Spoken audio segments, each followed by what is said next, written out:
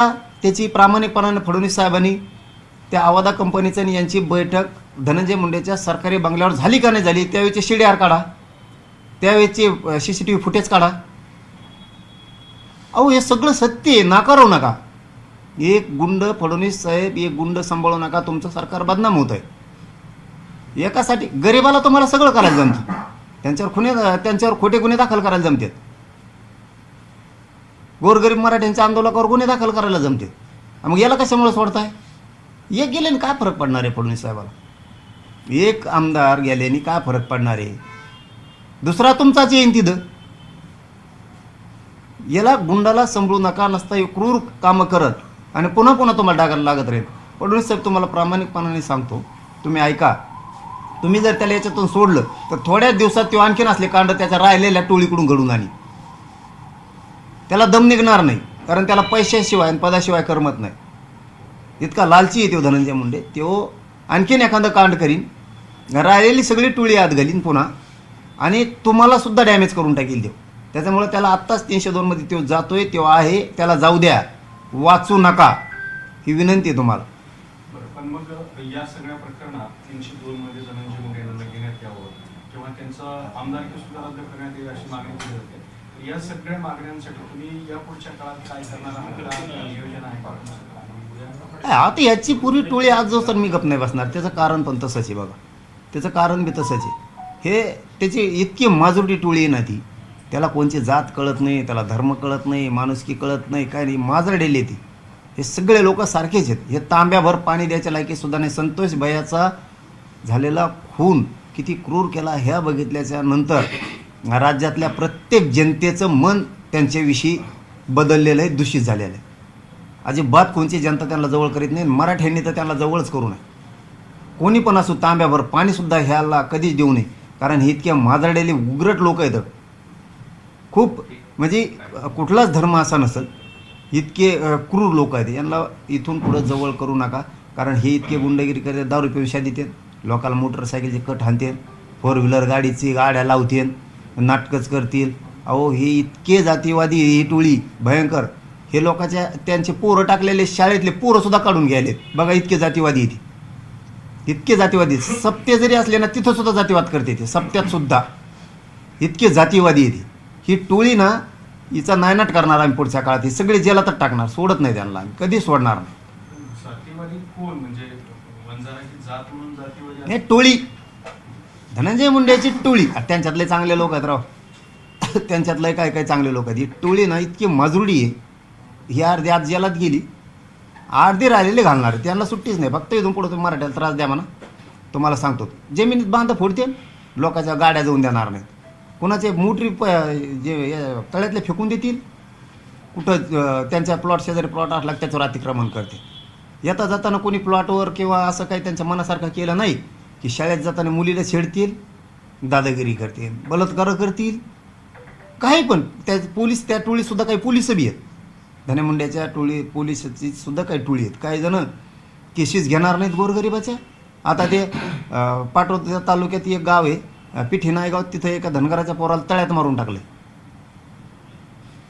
त्याचा गुन्हाच घेत नाही आहेत. एकुलते एक लेकरू मारून टाकलं त्या माणसाचं. ते धाय मोकळून रडत आहे, कारण तिथला पिया त्याच्या टोळीतला आहे, नाही घेणार. म्हणजे ही सत्य परिस्थिती आहे. त्याच्यामुळं यांना हे दारू पिऊन बस स्टँडला शा देते, कुठं चौकात शा देते. इथून पुढं काही यांनी शा दिल्या नाही. आता आमचा मोर्चा तिकडं वळालेला, आता मोहीम त्यांच्यावरच. आता याला जेर बंद करतो, सगळ्या सडीतच जेरला, यांना सुट्टी नाही. आता या प्रकरणात तुमची ही भूमिका आहे. मात्र जालन्याचं जे प्रकरण घडलं होतं, ज्या तरुणाला लोखंडी सळीने चटके दिले होते, तर आता जे आपले हक्की आहेत त्यांनी असा आरोप केलेला आहे की तो जो नवनाथ दोंड नावाचा कार्यकर्ता आहे, तो मनोज जरंगे यांचा राईट हँड आहे आणि तो कुऱ्हाडीने वार करत असल्याचा सुद्धा माझ्याकडे व्हिडिओ आहे. तो उबाटा गटाचा तालुका प्रमुख आहे आणि अशा स्वरूपाची घटना ही माणुसकीला काळीमा फासणारी आहे आणि हे तुमच्या राईट हँडकडून झाले असं सांगतो. नाही, कसल्याचे प्रश्न ना काही चिरजो, किचडाचे प्रश्न ना काही चिरजो. त्याला माणूस हे लागतो, महत्त्व असणारा लागतो. कारण आपण कालच प्रेस घेऊन सांगितलेलं आहे, आपण समर्थन करत नाही. मराठे अस्सल येतं, चुकीला कधी साथ देत नाहीत. आणि परवा बी सांगितलं, काल बी सांगितलं. म्हणून त्यात काय आम्ही काय मोर्चे काढले, रास्ता रोको केले. तिथं क्रांती चौकात रास्ता रोको सभा घेतल्या होत्या. तसं नाही करत आम्ही जातीवादी नाहीत. कोणाच्या लेकराला त्रास झाला, वेदना झाल्या ना, आम्हालाही वेदना झाल्यात त्याच्या, असे वागणारे लोक आहेत आम्ही चुकीचं समर्थन करणारे नाही. आणि असले कसल्याला महत्त्व देत नाही मी, आणि कसल्याचं विचारित जाऊ नका. तुमचा कार्यकर्ता का आहे का नाही राईट हँड तुमचा? अहो काही बी मी काय म्हणलो तुम्हाला की आत्ताच त्याचे बरेच फोटो की दिसतायत. मी कोणालाच काय मी काय सांगितलं तुम्हाला, मी कोणाचंच समर्थन करत नाही कधीच. आत्ताच नाही, माझ्या 20-22 वर्षाच्या सामाजिक करिअरमध्ये मी कोणाचंच समर्थन करत नाही आणि करणार बी नाही. बाकी पुढे म्हणताय ना की तुमच्या सांगण्यावरून केलंय म्हणून. त्या किचडाचं काय काढीत अरे, की असल्याचं काय, ज्याला जातीवादाचा नाद आहे ना. पाटील जरा- राईट हँड किंवा कार्यकर्ता किंवा तुमचा सहकारी किंवा ओळखीचा वगैरे अरे कारण मी- तिकडं जे आंदोलन तुमचे मोर्चे वगैरे झाले त्यात तो सहभागी होता. अरे 6.5 करोड मराठी होते सहभागी, तो जरा जास्त जवळ त्यात तुम्ही बी होतात. मग उद्या तुमचे माझ्यासंग फोटो आहेत. असलं नाही, माणसाला महत्त्व दिलं पाहिजे. हाई कोण, हे हाई कोण? आपण समर्थन केलं का लेकराचं, त्याला मारलं म्हणून नाही. आमच्या संवेदनशील आहेत आम्ही प्रामाणिक लोक आहेत, आमच्यावर चांगले संस्कार आहेत. असले भिकार चाळे नाही करत आम्ही. ते काहीला सवय असते विनाकारण फोटो दाखवायची आणि जातीय तेढ कसा निर्माण होईल. धनगरातन मराठ्यात कवाच होणार नाही जिंदगीत. धनगरातन मराठ्यात यांनी कितीही प्रयत्न केले, कधीच वाद होणार नाही, कधीच. कारण धनगर समाज एक मायवळ समाज आहे, संस्कार असणारा समाज आहे. हे या धन्या मुंड्याच्या टोळीसारखा उद्धट नाही आहे. हा धन्या मुंडे बाकीच्या जातीतले बनितोय, तो बनितोय. असं बोला तसं बोला म्हणजे तेढ निर्माण होईल, हे होईल. हे जातीवादाचं गढूळ विचाराचे लोक आहेत. त्यामुळे त्यांचा विचार आम्ही नाही करत. आम्ही गावखेड्यातले सगळ्या जाती धर्माचे लोक मजेत आहेत. जिथं चूक झाली त्याला चूकच म्हणतो. कधीच जातीची बाजू घेऊन पळत नाहीत आम्ही, कधीच. मी म्हणतो कधीच समर्थन करणार नाही, लास्ट शब्द माझा, कधीच. चूक झाली त्या चुकीचं समर्थन कधीच आपण करणार नाही. तुम्ही ज्या शिरूर तालुक्याचे आहे तिथला देखील एक व्हिडिओ व्हायरल होतोय. एक भोसले नावाचा व्यक्ती बॅटनं एका सामान्य तरुणाला बेदम मारहाण करतो. मग काय शिरूर, मी एक शिरूर तालुक्याचा आहे म्हणून काय तालुक्यात राहू नका. तुम्ही शिरूर तालुक्याचेच आहेत. तसं नाहीये. माझा प्रश्न असा आहे की तुमच्या गावाच्या जवळच गाव आहे ते. मुळातच अशा असले प्रकारचे काय वृत्त्या चांगल्या नाही, हे वृत्त्या चांगल्या नाही, हे वृत्त्या चांगल्या नाही त्यांची. असल्या वृत्तीला ना पोलिसच नीट करू शकते, ह्या वृत्त्या नीट नाही. याला गावाचा त्याचा काय उपयोग नाही. आपण कोणत्या तालुक्याचे दण कुडले, वृत्ती नीट असली ना माणूस नीट राहतो. हे वृत्त्याच चांगल्या नाही. त्यांची काही एका विशिष्ट राजकीय म्हणजे सुरेश दसांशी पण संबंध जोडलेले असणार. पण हे वाटतं की सुरेशांना दस म्हणलेत, वाटतं की त्याला जर तो कुणी केस दिली तर मी सांगितलंय पोलीस स्टेशनला त्याला अटक करा, असं काहीतरी मी ऐकलंय. त्यांनी मान्य केले, त्यांनी मान्य केलं माझा कार्यकर्ता आणि जी रीतसर कारवाई असेल तर ती करण्यात. हा सुरेशांना दस म्हणलेत ना वाटतं. मग कुठं समर्थन थोडंच केलंय. चुकीला मी ते सांगितलं, चुकीला माफच नाही पाहिजे. मग ते कुणी बी असू दे. अशा पद्धतीने मारहाण करणं चांगलं नाही. नियतीच चांगली नाही हो. भंगार चाले बीडमध्ये सगळं. तसं सगळं का घडतं? हां, बीडमध्ये तसं सगळं का घडतं? आणि सगळे थोडे तसले आहेत. ते टोळ्या बाकीचे सगळे चांगले आहेत, आपापल्याला टोळ्या. तर याचबरोबर माझी आणखीन एक फडणवीस साहेबांना विनंती आहे की फडणवीस साहेब 2 वर्षापासून मराठा आरक्षणाचा लढा सुरू आहे, अधिवेशन सुरू आहे. उपमुख्यमंत्री शिंदे साहेबाला आणि उपमुख्यमंत्री अजितदादांना माझं सांगणं आहे की 2 वर्ष होत आले हे लढा सुरू आहे मराठा आरक्षणाचा. 29 ऑगस्ट 2023 पासूनची आमची मागणी आहे की महाराष्ट्रातल्या सगळा मराठा हा कुणबी आहे. मराठा आणि कुणबी एक. प्रामाणिकपणानं 1 मिनिटामध्ये तुम्हाला सरकार म्हणून फडणवीस साहेबांना सांगतो की 83 क्रमांकाला कुणबी आणि मराठा आहे. तसा 1 जून 2004ला सुद्धा अध्यादेश त्या पद्धतीचा काढलेला आहे की मराठा आणि कुणबी एक आहे. जर 83 क्रमांकाला कुणबी आणि मराठा एक आहे तर आपण या अधिवेशनात मराठा आणि कुणबी एक आहे याला मंजुरी देऊन तात्काळ अंमलबजावणी करून या राज्यातल्या सगळ्या मराठ्यांना कुणबी प्रमाणपत्र मिळावेत यासाठी या अधिवेशनात आपण तातडीनं अंमलबजावणी करावी ही तुम्हाला विनंती आहे. कारण मराठ्यांची पोटजात उपजात म्हणून कुणबी होती कारण बाकीच्यांना सुद्धा तसंच आरक्षण दिलेलं गेलेलं आहे. हा विषय माझ्यासाठी महत्त्वाचा आहे, म्हणून मी आजच्या पत्रकार परिषदेत जाहीरपणानं पुन्हा एकदा हा विषयाला हात घालतो आहे की बाकीच्यांना जे आरक्षण दिलं गेलं, काहींना त्यांना पोटजात उपजात म्हणून दिलं, त्यांचा व्यवसाय एक हे म्हणून दिलं, तर कुणबी आणि मराठ्यांचा सुद्धा व्यवसाय एक आहे. मराठ्यांची पोटजात कुणबी होती, पोटजात उपजात म्हणून तुम्ही या राज्यातल्या सगळ्या मराठ्यांना कुणबी प्रमाणपत्र देण्याची या अधिवेशनात ते लागू करावं आणि त्याची तात्काळ अंमलबजावणी करावी. दुसरं असं की 1.25 वर्ष होत आलं आहे सगळ्या स्वराची अंमलबजावणीचा करण्यासाठीची अधिसूचना काढलेली, तिला तात्काळ लागू करून तिची अंमलबजावणी करावी. सगळ्या स्वराची अंमलबजावणी तात्काळ व्हावी ही सुद्धा विनंती आहे.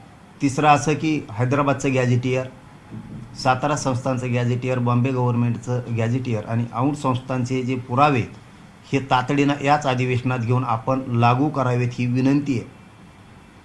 सगळ्या केसेस मागं घेऊ म्हणलेले जवळपास आता 2.25 वर्ष झालेत हे शब्द देऊ. 8 दिवसात करतो, 15 दिवसात करतो, 1 महिन्याचा वेळ द्या, असं करून करून करून 2.25 वर्ष झालेत. या राज्यातल्या अंतरवालीसह राज्यातल्या सगळ्या केसेस मागं घेण्याचा, सरसकट घेण्याचा तुमच्या मंत्री महोदयांनी तुमच्या माध्यमातून शब्द दिलेला आहे. त्यावेळेस ती पुन्हा पुन्हा तुम्हाला आम्ही स्मरण करून द्यायला लागलो, आठवण करून द्यायला लागलो. त्याची आठवण ठेवा. सगळ्या केसेस मागं घ्या. आपल्या माननीय शिंदेसाहेबाची जी ज्येष्ठ शिंदेसाहेबाची समिती गठीत केलेली, तिला मुदतवाढ दिली, परंतु ती काम करीत नाही आहे. म्हणजे हे 5वी मागणी 6वी की ती काम करत नाही, फक्त मुदतवाढ दिली. फसवी होऊ नये गोरगरीब मराठ्यांची.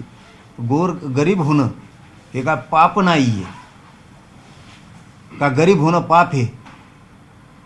गरीब मराठ्यांना न्याय देऊ नये असं काही लिहिलेलं नाही आहे. गरिबांना न्याय मिळू द्या. शिंदे समिती काम करत नाही आहे, व्हॅलिडिटी देत नाहीत. ज्या नोंदी निघाल्यात त्याचे प्रमाणपत्र दिले जात नाही आहेत. नोंदी असूनसुद्धा शोधल्या जात नाहीत. काहींकडं अधिकारी नोंदी असून वंशावळीच्या नावाखाली विनाकारण वेटीस लोकांना धरत आहेत आणि व्हॅलिडिटी पण देत नाही आहेत. हे सगळं थांबव. कक्षसुद्धा आणखी स्थापन केलेले नाहीत आणि शिंदे साहेबाच्या समितीला 24 घंटे नोंदी शोधायच्या कामाला लावावं ही माझी तुम्हाला विनंती आहे. आमची 6वी मागणी तुमच्याकडे अशी आहे की बलिदान गेलेले कुटुंब मराठा आरक्षणासाठी, त्यांना सरकारी नोकऱ्या आणखीन आपण दिलेल्या नाही. ते साधं काम असून सुद्धा केलेलं नाही आहे. त्या लेकरं आणि त्यांचे कुटुंब उघड्यावरती पडलेले आहेत. मराठा आरक्षणासाठी आत्महत्या झाल्यात. म्हणजे तुम्ही तो हसण्यावर विषय नेऊ नका. शेवटी आमचे कोणाचे तरी लेकरं बाळ गेलेत, कोणाचं तरी काळजं गेलेत, कोणाचं तरी कंपाळाचं कुंकू पुसलं आहे, याची मात्र आठवण असू द्या. आणि त्यांच्या नोकऱ्या आणि निधी द्यायच्या राहिलेत त्या तातडीनं द्या. आम्ही तुमच्याकडं अशा 8 ते 9 मागण्या दिलेल्या आहेत. त्या सगळ्याची अंमलबजावणी करूत म्हणून आपण सांगितलेलं आहे. आणि विशेष करून आणखीन याला जोडून एक आठवण करून द्यायची. ज्या 8-9 मागण्या होत्या त्या सोडवण्यासाठी 4 मागण्या तुम्ही तात्काळ लगेच सोडवतोत म्हणून तुमचे प्रतिनिधी तुम्ही फडणवीस साहेब पाठवले होते अंतरवालीला. त्यांनी ते सोडवलं तात्काळ म्हणलेले आहेत. आणि राहिलेले 4 याला 2-3 महिने द्या. म्हणजे त्या सगळ्या सोयऱ्याची पण अंमलबजावणी आणि मराठा आणि कुणबी 1 आहे 83 क्रमांकाला, ही सुद्धा त्याच्यात मागणी आहे. राज्यातल्या सरसकट मराठ्यांना कुणबी प्रमाणपत्र देण्यासाठी त्याच्यात आम्ही 2 ते 3 महिन्याचा वेळ दिलेला आहे. पण ह्या जे 4 मागण्या आहेत, हैदराबादचं गॅझेटियर, केसेस, हे जे 4 मागण्या आहेत शिंदेसाहेबाची समिती, ह्या तुम्ही तात्काळ करू म्हणले होते. आणखी याच अधिवेशनात 3ही गॅझेटियर तुम्ही हैदराबादच्या गॅझेटियरसह लागू करा ही विनंती आहे. कारण गरीब होणं हे का पाप नाही आहे. माझ्या गरीब मराठ्यांच्या लेकराला आरक्षण लागतं आहे, तो नोकरीपासून शिक्षणापासून वंचित राहायला लागला आहे. हो, तुम्हाला माझी विनंती आहे, नसता आम्हाला नाविलाजानं उठाव पुन्हा करावा लागणार आहे. आणि आम्ही जे आझाद झालो नाही, जे आम्हाला वाटतं आहे ना, या आझादीसाठी आमच्या नसात आता वादळ घुसलेलं आहे. आमच्या रक्तात आता न्यायासाठी आम्ही पेटून उठणार आहे. फडणवीस साहेब, माझी तुम्हाला हात जोडून विनंती, ज्या वेळेस मग मी मनावर घेतो त्यावेळेस मी कोणत्या टोकाला जातो मग मी त्याचा विचार करत नाही आहे. आम्ही आझादच नाही आहेत. आमचं हक्काचं 75 वर्षापासून ते 150 वर्षापासून असलेलं आरक्षण 75 वर्षापासून आम्ही अन्याय बघतो. शेवटी आमच्या लेकराचा आयुष्याचा प्रश्न आहे. त्यावेळेस आम्ही सगळ्या पक्षात जरी मराठी असलो, आम्ही विखरून जरी असलो, तर लेकराच्या भविष्यासाठी आम्ही कोणत्याही टोकाला जाऊन आंदोलन करू शकतो फडणवीस साहेब. कारण आमचं ते हक्काचं आरक्षण आहे. आम्ही आणखीन आझाद झालोच नाहीत. मग ते आझादी मिळवण्यासाठी आमच्या मग नसा नसात वादळ घुसलेलं आहे. एवढं मात्र लक्षात ठेवा की नाविलाजानं सरकारच्या आम्ही बाजूने आहेत. तुम्हाला पश्चाताप येईल असं आम्हाला पाऊल उचलायला लावू नका, ही माझी तुम्हाला विनंती आहे. फडणवीस साहेब, आमच्या हक्काचं आरक्षण आम्हाला देऊन टाका. एक प्रश्न असा होता की SITनं एक पत्र लिहिलेलं होतं रजिस्ट्री ऑफिसला, आणि त्यांनी 2020 ते 2024च्या काळात वाल्मिक कराड आणि त्याच्या सगळ्या घरच्यांवर किती व्यवहार झाले त्याची माहिती मागितली होती. तर कोट्यावधीचे शेत जमिनी आणि प्लॉट खरेदी केल्याचं कागदपत्राच्या आधारे SITला समोर आलं, ज्यामध्ये मुलगा, पत्नी आणि वाल्मिक कराडच्या नावावर पण मोठ्या प्रमाणावर जमिनी खरेदीचा व्यवहार झाला. काय दादा बरं का की तो माणूस त्याच्या नावावरती प्रॉपर्ट्या ठेवत होता धनंजय मुंडेची. म्हणून फडणवीस साहेबाला आपण दुसऱ्यांदा विनंती करतोय की तुम्हाला जो वाटतंय की तो आढळला नाही, तो त्याच्यातच आहे. पुन्हा एकदा 1 नंबरच्या आरोपीची चौकशी करा. ही प्रॉपर्टी तो कोणासाठी कमवली, खंडण्या कोणासाठी मागितल्या, निवडणुकीत तो ह्यो पैसा धनंजय मुंडेला खुणं करून वापरायला दिला का नाही दिला. त्याच्या नावावरची कोट्यावधीची प्रॉपर्टी ही धनंजय मुंडेची, 100% ही धनंजय मुंडेची आहे. आणि सगळं धनंजय मुंडेचं काम तो बघत होता, कार्यालयाचं कामकाज, व्यवसायाचं पण, आणि तो बऱ्याच ठिकाणी पार्टनरसुद्धा आहे. आता ज्यावेळेस फडणवीस साहेब त्याच्या 1 नंबरच्या आरोपीच्या प्रॉपर्टीवर जप्ती आणतील त्यावेळेस धनंजय मुंडेचा बघा कसा तिळपापड होतोय. कारण ते धनंजय मुंडेच्या प्रॉपर्ट्या त्या जप्त होणंही गरजेचं आहे सगळ्या. आणि व्यवहार यांनी सगळे त्याच्यासाठीच केलेले आहेत. 1 नंबरच्या आरोपीनं धनंजय मुंडेसाठी केलेले. धनंजय मुंडे 100% 302 मध्ये हाई म्हणजे हाई. आणि SITकडे CIDकडे तसे पुरावे आहेत. फडणवीस साहेब किती नाही म्हणले तरी आहेत. तुम्ही त्याचा पुनर्तपास करा, किंवा आता तपासणी पुरवणी अहवाल जेव्हा पुरवणी अहवाल येईल त्याच्यातसुद्धा बघा तुम्ही की 100% धनंजय मुंडे तपासात येणार. फक्त त्याला चौकशीला घ्या. त्याला ह्या 5-7 चौकशाला फडणवीस साहेबांनी घ्या. फडणवीस साहेब 100% म्हणतील की खरोखरच धनंजय मुंडे 302 मध्ये आहे. फक्त तुम्ही त्याला तपासाला पुन्हा एकदा घ्या. धन्यवाद. ओके, धन्यवाद. तिकडून धनंजय देशमुखांनी एक असं म्हटलंय की जर देवेंद्र फडणवीसांकडे पुरावे नसतील तर मी त्यांना देतो. पुरावे आहेत. पुन्हा एकदा सांगतो, फडणवीस साहेब तुमच्याकडे पुरावे आहेत. तुमच्याच प्रश्नात तुमजवळ एक पुरावा आहे, राहिला आता दुसरा पुरावा. SITकडे CIDकडे पुरावे आहेत धनंजय मुंडेचे. प्रामाणिकपणे सांगतो, आणि ती एक ना एक दिवस उघडे पडणार. हा, एक ना एक दिवस या तपासाचा पुनर्तपास होणार. कधी ना काळी होणार. 5 वर्षांनी होणार, 10 वर्षांनी होणार, 20 वर्षांनी, 50 वर्षांनी पुनर्तपास संतोष भैया देशमुखांच्या प्रकरणाचा होणार. जिथं जिथं आम्हाला वाटून तुम्ही खुट्या मारल्या, पाचरं मारल्या, त्याचा तपास होणार, पुनर्तपास होणार. हे तुम्हाला आजपासूनच सांगून ठेवत होतो आम्ही. पण तुमच्यावरच आमची शंका नाही आहे फडणवीस साहेब. त्याच्यापेक्षा तुम्ही SITला पुन्हा एकदा CIDला विश्वासात घ्या. प्लीज, माझी विनंती आहे फडणवीस साहेबाला, SITला, CIDला, पोलीस अधिकाऱ्यांना प्रामाणिकपणे एकदा विश्वासात घ्या आणि सागर बंगल्यावर त्यांना एकदा घेऊन फक्त बसा. आणि धनंजय मुंडे त्यात आहे का नाही एकदा खाजगीत विचारा. तुम्हाला शॉट बसन फडणवीस साहेब. इतके पुरावे SITकडे, CIDकडे आणि पोलिसाकडे. फक्त पोलिसांना विश्वासात घ्या आणि त्यांना आत्मविश्वास द्या. पोलिसांना, तपास अधिकाऱ्यांना की तुमच्या केसाला धक्का लागणार नाही, तुमच्या नोकरीला पण काही होणार नाही, आणि धनंजय मुंडे तुम्हाला पुन्हा त्रास कधी देणार बी नाही. एवढाच फक्त आत्मविश्वास द्या. तुमच्याजवळ SIT, CID आणि बीडचे पोलीस अधिकारी ट्रक भरून ढीक घालतील पुरावेचे. बघा, आमच्या शब्दावर एकदा विश्वास ठेवून बघा फडणवीस साहेब. इतके पुरावे तो या SIT आणि CIDकडे पुरावे. दुसरं सगळं कार्यालयाचं कामकाज धनंजय मुंडेचं, तो 1 नंबरचा आरोपी बघत होता. तो प्रत्येक व्यवसायात त्याला पार्टनर आहे. ह्या सगळ्या प्रॉपर्ट्या धनंजय मुंडेच्या आहेत. जेवढे खुनं केले आत्तापर्यंत त्यांनी, जेवढ्या या 25 वर्षात खंडण्या मागितल्यात, हे सगळे पैसे त्यांनी धनंजय मुंडेला दिलेले. 25 वर्षे जर धनंजय मुंडेचे CIDR काढले त्या दोघांचे, आरोपीचे आणि त्यांचे, तर तुम्हाला 25 ते 30 वेळेस 302 दाखल करावं लागते त्याच्यावर, आणि 30-40 वेळेस फाशी द्यावं लागेल त्याला. इतके पुरावे, इतके पुरावे, शब्दावर विश्वास ठेवा फडणवीस साहेब. धन्यवाद. थोडा प्रॉब्लेम येतोय त्याच्या नेटवर्कचा. सॉरी.